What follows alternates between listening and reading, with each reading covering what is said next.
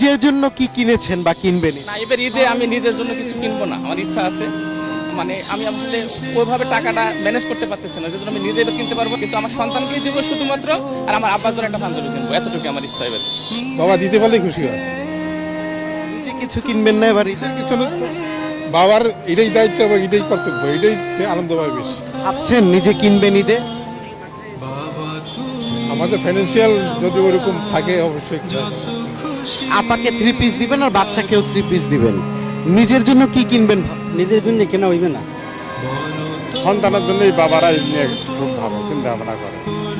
নিজের জন্য কি ভাবে, এখন তো বয়স হয়ে গেছে, আর নিজের জন্য কি ভাবা আছে? পোলাবানের জন্য তো সব কিছু আছে। বাবাদের ঈদ হয় যখন বাচ্চারা ঈদে বেশি সন্তুষ্ট হয়, তখন বাবাদের ঈদ পরিপূর্ণ হয়ে যায়। বাবাদের ঈদের আলাদা কোনো আনন্দ নাই, বাচ্চাদের আনন্দ বাবাদের ঈদ। আসলে বাবাদের মধ্যে তো মূল চিন্তা হলো যে ছেলেদের, ভাইদের, বোনদের কীভাবে ঈদের খুশি করবে, সেজন্য তাদের চিন্তা ভাবনা থাকে যে ঈদের বোনাস, কাপড় চোপড় কেনাকাটা, এগুলো নিয়ে বাবাদেরকে উদ্গ্রীব থাকে।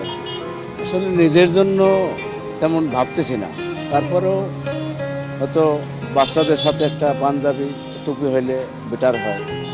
এই বাবা তুমি আমার বেঁচে থাকার কারণ।